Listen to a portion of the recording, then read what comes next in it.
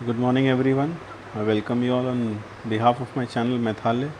मैथालय पर अभी तक हम प्रॉपर्टीज़ ऑफ साइक्लिक ग्रुप पढ़ रहे हैं, जहाँ हमने 5 प्रॉपर्टीज़ पढ़ ली. तो आइए अब प्रॉपर्टी नंबर 6 की तरफ बढ़ते हैं. सो प्रॉपर्टी 6 को हम fundamental theorem of cyclic groups भी कह सकते हैं. So it is fundamental theorem of cyclic groups.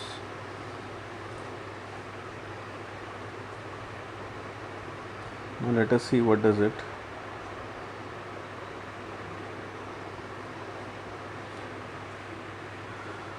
Let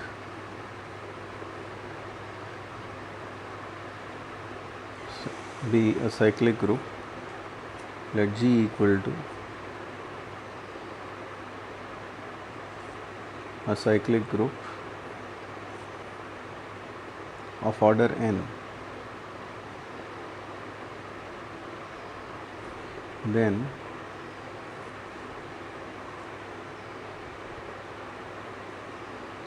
order of every subgroup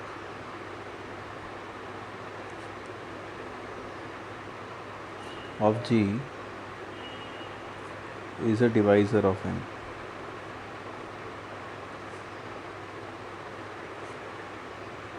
And for each positive divisor k of n, we have a unique subgroup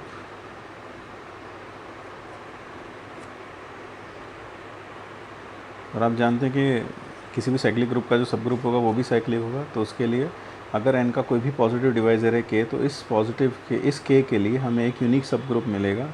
unique सब group a to the power n by k of order k. So that is what it says. तो चलिए इसे prove करते हैं. Let us prove it.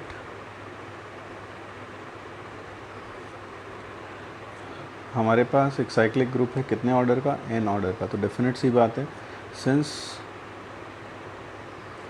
Order of a cyclic group is equal to order of its generator.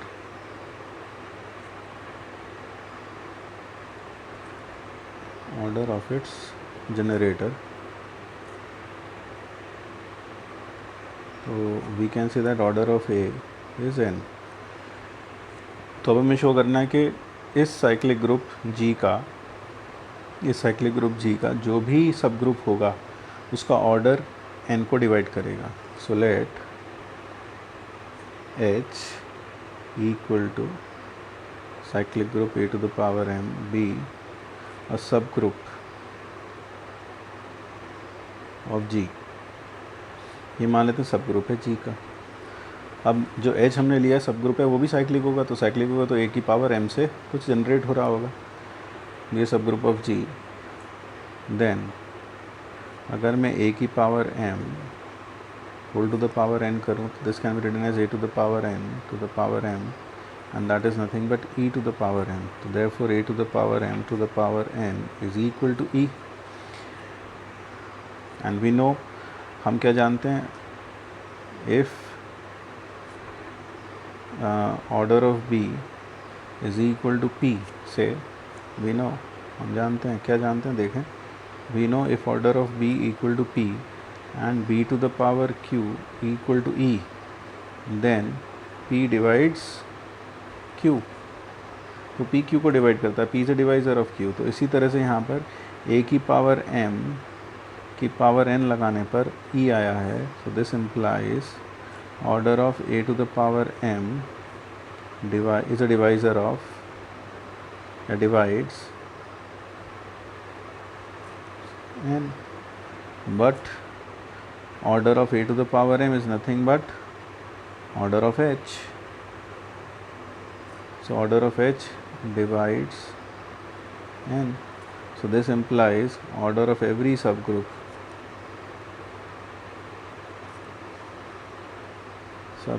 is a divisor of n.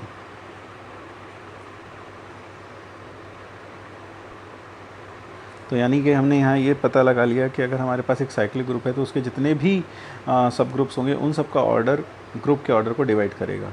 अब सवाल ये उठता है, क्या ऐसा भी होगा कि हर डिवाइज़र के लिए एक सब ग्रुप मिलेगा? तो इसका आंसर है yes, for every positive divisor you will have a सब ग्रुप। लेकिन उस ऑर्डर के कितने सब ग्रुप होंगे? सिर्फ एक। नेक्स्ट, लेट के B a positive divisor of n। तो हमें प्रूव करना है कि इस पॉजिटिव डिवाइज़र का एक सब ग्रुप तो होगा ही, और ये भी प्रूव करना है कि वो जो सब ग्रुप होगा वो यूनिक होगा, यानी ऐसे दो सब ग्रुप नहीं हो सकते जिनका ऑर्डर k होगा। ऐसा सिर्फ एक ही सब ग्रुप होगा, और वो क्या होगा? a⁴n/k से generated cyclic group. So let k be a positive divisor of n, then a⁴n/k to the power k is equal to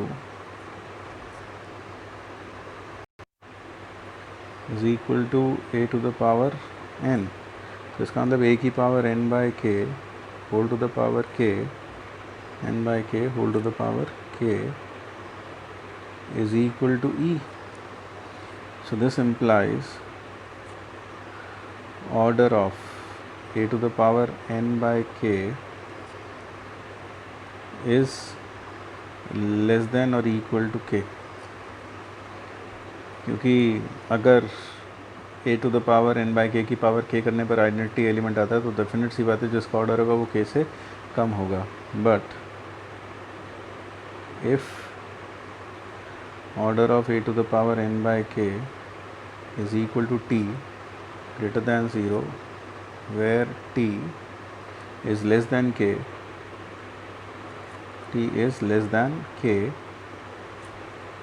then a⁴n/k to the power t is equal to e। So this implies a⁴nt/k is equal to e। अब इसका मतलब ये हो गया, अब देखिए ये जो t/k ये 1 से छोटा नंबर हुआ क्योंकि t k से छोटा है, तो इंटू n करेंगे। तो this implies order of a, इसको हम ऐसे लिख देते हैं, order of a is less than n। So that is a contradiction. तो इसलिए होना क्या चाहिए? देयरफॉर ऑर्डर ऑफ a⁴n/k क्या हो जाना चाहिए? k ही हो जाना चाहिए।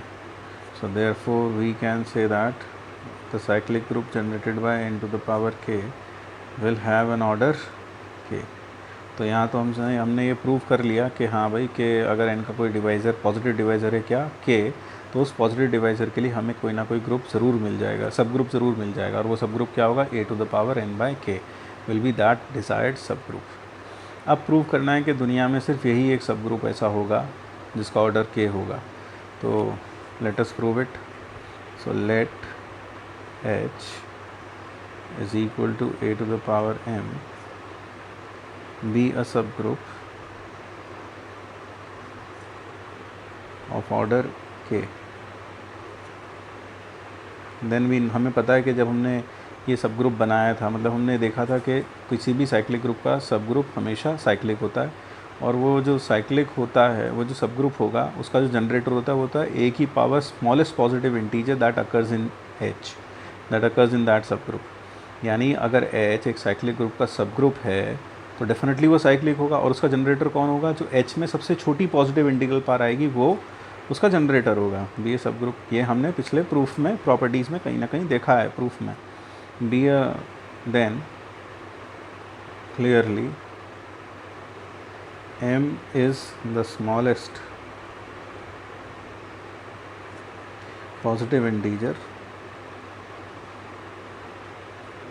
for which a⁴m belongs to h। यानी कि m से छोटी पॉजिटिव इंटीग्रल पावर a पर लगाएं तो वो h में हो ही नहीं सकती, इससे छोटी पावर h के अंदर नहीं आ सकती। तो bye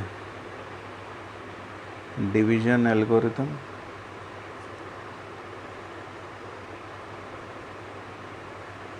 We have say n is equal to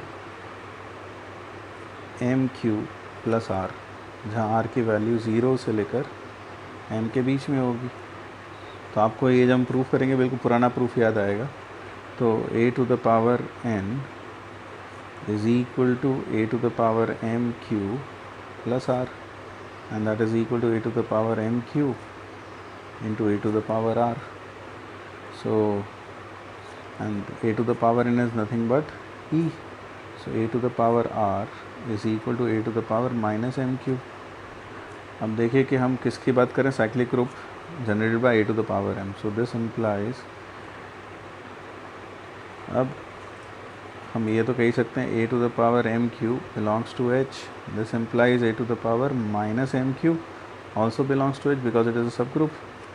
So therefore a to the power r belongs to h, but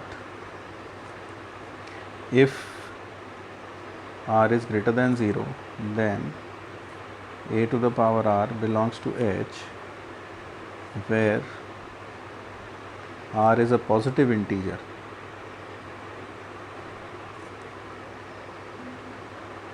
Less than m, which belongs to, for which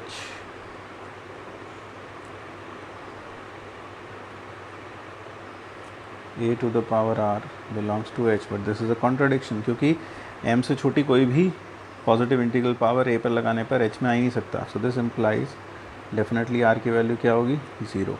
तो इसलिए therefore n क्या हो जाएगा, mq हो जाएगा. अगर अब n हो गया कितना, mq, तो n हो गया mq, then order of a is equal to order of a to the power m is equal to q, because if order of a is less than q, order of a to the power m is less than q, अगर ये q से कम हुआ, is less than q, तो फिर से वही बात से t greater than 0 and t less than q be order of a to the power m. So this implies a to the power m into t is equal to e, क्योंकि a to the power m फिर बाहर t लगाएंगे तो value क्या आ जाएगी, e आ जाएगी. So this implies order of a is less than or equal to mt, और mt जो होगा देखिए n क्या है, mq, और t क्या है, q से भी छोटा है. So this is less than n, which is again a contradiction. So therefore order of a to the power m is equal to q. So this implies order of cyclic group generated by a to the power m is equal to the order of this cyclic subgroup. और यहाँ पर जो a होगा, m होगा, m की value देखिए कितनी आ जाएगी, यहाँ से m आ जाएगा n by q, m आ जाएगा n by q. तो लेकिन हमने एक चीज़ और मानी थी कि ऑर्डर ऑफ ए की पावर, देखिए हमने शुरुआत में माना था कि इसका ऑर्डर कितना है. तो आई थिंक यहाँ पर हमने ये प्रूफ में, तो लेट दिस बी सब ग्रुप ऑफ ऑर्डर के, हमने इसका ऑर्डर क्या माना था, के माना था, तो और इसका ऑर्डर क्या आ गया, क्यू आ गया. So this implies K should be equal to Q. So M की जगह एन बाय हम क्या लिख सकते हैं, के लिख सकते हैं.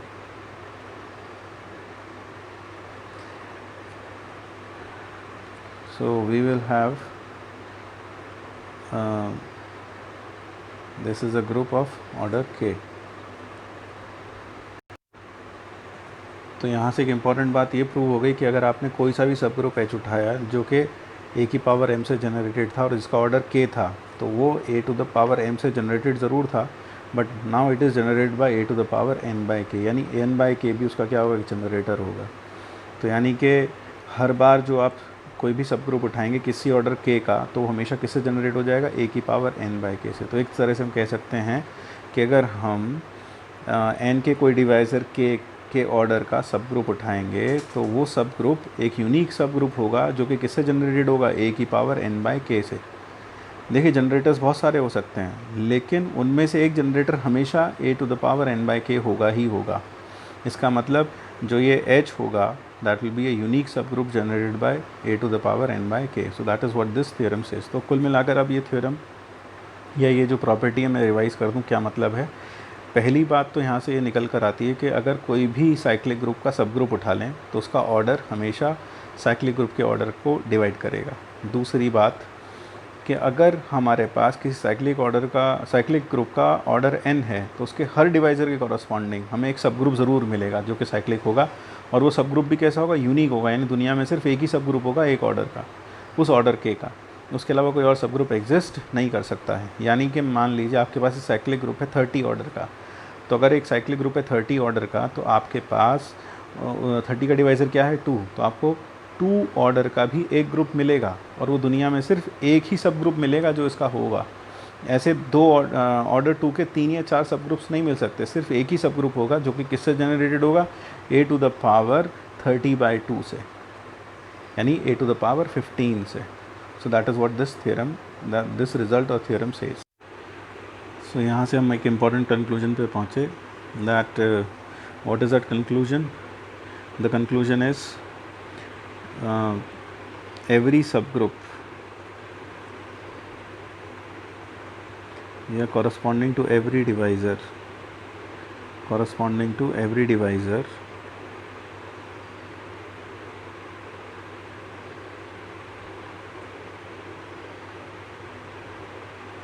every positive divisor के we have a unique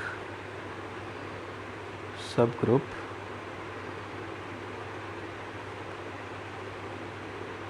a to the power n by k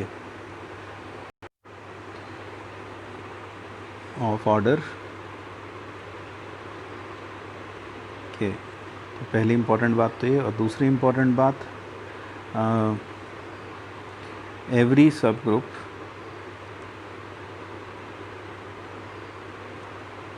of cyclic group A is of the form a to the power m, where m is a divisor of A.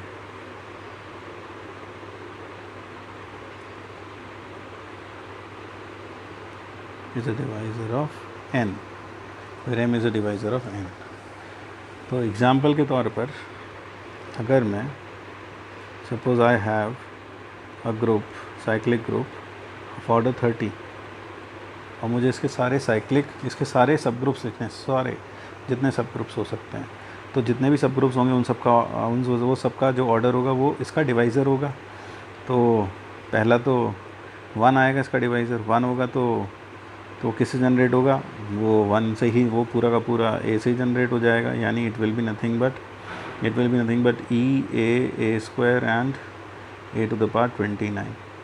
फिर अगला जो आएगा वो आएगा 2, a to the power 2, second divisor 2, और इसका order कितना होगा 30/2, दैट इज़ 15। आप समझ गए ना, that will be the order of this group. तो a square a to the power 4 a to the power 28, so that is what we get, this is of order 15। इसका order कितना होगा 15, क्योंकि जो ऑर्डर 15 कैसे, ये बेसिकली ए square है तो उसे लिख सकते हैं 30/15, तो ऑर्डर कितना हो गया 15, और ये एक ही होगा। इसी तरह से अगला आएगा ए क्यूब से जो जनरेटेड होगा उसका जो ऑर्डर होगा वो होगा 10, it will be A cube A to the power 6 and A to the power 27, so that will be the next. फिर अगला आ जाएगा a टू द पावर 3 हो गया 5, इसका ऑर्डर होगा 6, तो e a to the power 5, a to the power 10 and then a to the power 30। तो इसका ऑर्डर कितना था, मैंने आपको बताया ऑर्डर था इसका 10, और ये a टू द पावर 30 तो नहीं आएगा 25, इसका ऑर्डर है 6, so that is the order। अब next we'll have a to the power 6, इसका ऑर्डर होगा 5, तो it will be e a to the power 6, a to the power 12 and then a to the power 24, and this will be order 5। then we'll have a to the power 10 as a generator। तो हर device के corresponding आपको एक सब group मिलता जाएगा, यानी क्यों, हर device के कॉरस्पॉन्डिंग एक सब ग्रुप होता है और उसका ऑर्डर कितना होता है n/k, उसका ऑर्डर होता है k। तो a to the power 10, तो ये बेसिकली n/k है, दैट इज़ 30/3, 30/3, तो इसका ऑर्डर कितना होगा 3, इसका ऑर्डर हो जाएगा 3। तो it is e a to the power 10, a to the power 20 and the order is 3। then we have a to the power 15, the order will be 2, the e a to the power 15, and lastly we will have the identity, the trivial subgroup, so that is it। तो इस तरह से हम इसके सारे सब groups बता सकते हैं, किसी भी साइक्लिक ग्रुप के सारे सब ग्रुप्स हमें मिल सकते हैं। तो एक तरीके से पूरा पोस्टमार्टम हो गया किसी भी साइक्लिक ग्रुप का। तो किसी भी साइक्लिक ग्रुप के जितने भी सब ग्रुप्स होंगे, वो सब ग्रुप्स का जो ऑर्डर होगा वो डिवाइज़र होगा ऑर्डर ऑफ द ग्रुप का, ऑर्डर ऑफ साइक्लिक ग्रुप का। तो जैसे हमने यहाँ देखा 30 के जो भी हमारे पास डिवाइज़र्स हैं, 1 हो गया, फिर 2 हो गया, फिर 3 हो गया, 5 हो गया, 6 हो गया, तो हर डिवाइस के कॉरस्पॉन्डिंग हमें एक सब ग्रुप मिलेगा, और वो सब ग्रुप कैसा होगा, यूनिक होगा, दैट विल बी यूनिक सब ग्रुप। यानी कि ये जो हमारे पास 3 ऑर्डर का सब ग्रुप है, ऐसा सिर्फ दुनिया में एक ही सब ग्रुप होगा, 2 सब ग्रुप ऐसे नहीं हो सकते जिनका ऑर्डर 3 हो, that is what it says, और दैट इज़ इट। और हाँ, यहाँ पर एक इम्पॉर्टेंट बात और बोल दूँ कि किसी भी साइक्लिक ग्रुप के जो जनरेटर्स होते हैं, आप जानते हैं कि दिस साइक्लिक ग्रुप ए, दूसरी इम्पॉर्टेंट बात, अगर मैं ये साइक्लिक ग्रुप ए है, इसका ऑर्डर कितना 30, तो इसके और जनरेटर्स क्या क्या हो सकते हैं, इसके जनरेटर्स की बात कर रहा हूँ मैं, इसके जनरेटर्स होंगे a to the power k such that k and n are relatively prime. तो जैसे मान लीजिए 30 लिखा है, 30 का प्राइम रिलेटिवली प्राइम कौन सा नंबर होगा, ना 1 ना 2 ना 3 ना 4 ना 5 6 7, तो एक generator a to the power 7 हो जाएगा। फिर 7 के बाद 9 11 हो जाएगा, 10 नहीं होगा। फिर 12 13 एक जनरेट हो जाएगा 13, फिर 15 नहीं होगा, 14 नहीं होगा, 16 नहीं होगा, 17 एक जनरेटर हो जाएगा, फिर 19 हो जाएगा, फिर 20 नहीं होगा, 21 नहीं होगा, 23 एक जनरेटर हो जाएगा, और 24 25 26 भी नहीं होगा, 27 28 29 एक जनरेटर होगा। तो ये जनरेटर्स हो गए। यानी अगर कोई आपसे पूछे कि ए एक साइक्लिक ग्रुप है, ये this is cyclic group of order 30, तो उसके जनरेटर्स कितने होंगे, तो जनरेटर्स हो गए 1 2 3 4 5 6 7 8। और अगर हम देखें 30 से रिलेटिवली प्राइम जो नंबर्स है, 30 से कम है और 30 से रिलेटिवली प्राइम है, वो भी कितने नंबर्स हैं, 8। यानी कुल मिलाकर हम कह सकते हैं किसी भी साइक्लिक ग्रुप के जनरेटर्स की जो संख्या होती है, उनके जो नंबर्स होते हैं, that is the number of numbers which are less than n and relatively prime to it. So that brings us to another important result, and what is that result, number of elements, number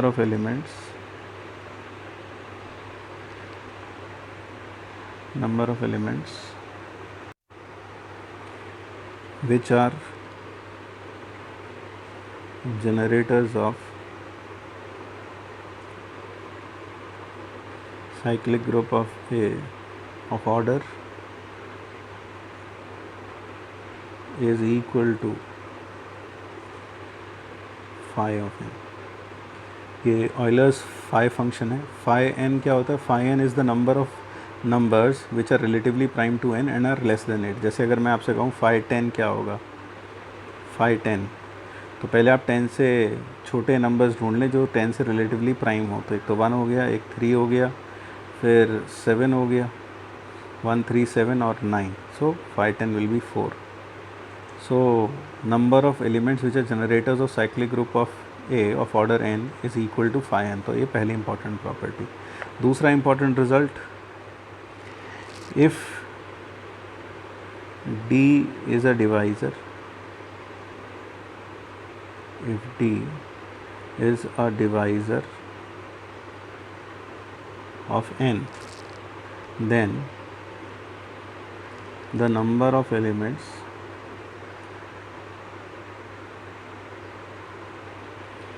of order n, of order D in a cyclic group of order n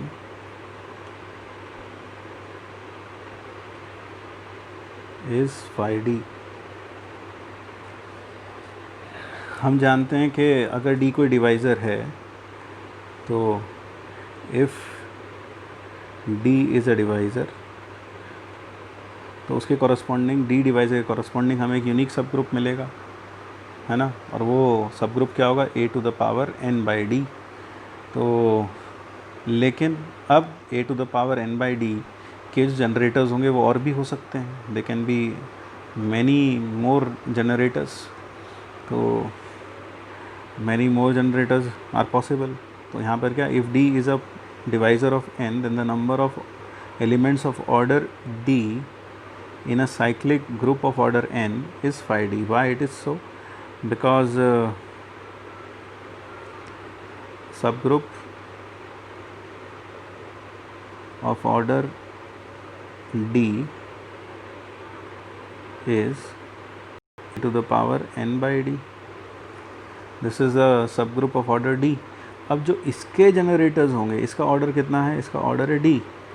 अब इसके जो generators होंगे वो सब वो होंगे, अभी हमने पढ़ा ये भी एक साइक्लिक ग्रुप है, this is a cyclic group in itself. और इसका ऑर्डर कितना है? डी। और हमने पढ़ा कि इसके जो जनरेटर्स होंगे वो सब किसके इक्वल होंगे? अभी हमने पढ़ा कि साइक्लिक ग्रुप किसी ऑर्डर का हो, एन ऑर्डर का, तो उसके जनरेटर्स किसके इक्वल होते हैं? फाई एन के इक्वल होते हैं। तो इसी तरह से ये भी एक साइक्लिक ग्रुप है, इसका ऑर्डर कितना है? डी। तो इसके जो जनरेटर्स होंगे, because is D, therefore number of its generators is equal to phi of D। यानी वो सब एलिमेंट्स ऐसे होंगे जिनका ऑर्डर कितना होगा? डी, लेकिन सब के सब यही सब ग्रुप जनरेट करेंगे। क्यों?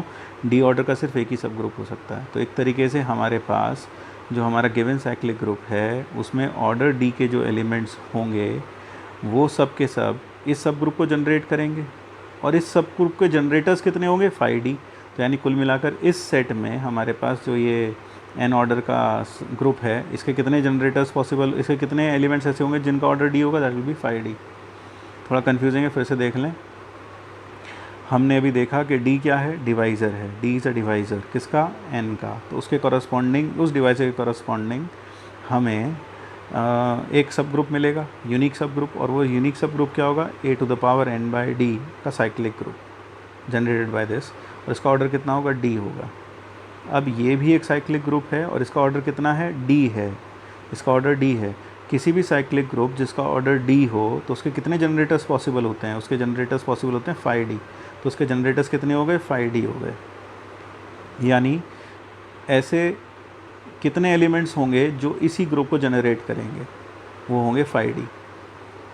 अब अगर हम बड़े ग्रुप की बात करें जिसका ऑर्डर n है तो उसमें D ऑर्डर के जो भी एलिमेंट्स होंगे वो इसी को जनरेट करेंगे, क्योंकि D ऑर्डर के जो एलिमेंट्स हैं जो साइक्लिक ग्रुप जनरेट करेंगे D ऑर्डर का, वो यही होगा क्योंकि यूनिक होता है। तो every element of the bigger group of order D will be a generator of this, but number of generator of this is phi D। So number of elements of order D in the bigger group is 5D, तो 5D होगा। तो that is it. तो थोड़ा तो यार देखो modern algebra है, पेचीदा तो होगा ही। मेरी बातों को ध्यान से कोशिश करें सुनने की और समझने की, तो समझ में आएगा। और साथ साथ आप गैलियन पढ़ते रहें, डमेट फुट पढ़ते रहें, थोड़ा थोड़ा वो भी देखते रहें साथ में, तो थियोरी तो यहाँ पर क्लियर होती रहेगी। मैं कोशिश करूँगा कुछ इलस्ट्रेशंस को भी इसमें हम यूज़ करें अब। ठीक है, चलिए, thank you, meet in the next video.